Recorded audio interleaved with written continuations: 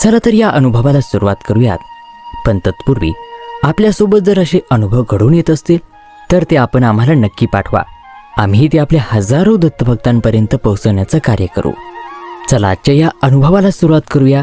ज्यांचा नामउल्लेख न करण्याची त्यांनी विनंती केली त्याच दादांच्या शब्दांमध्ये, अर्थात एका दत्तसेवकांच्या शब्दामध्ये.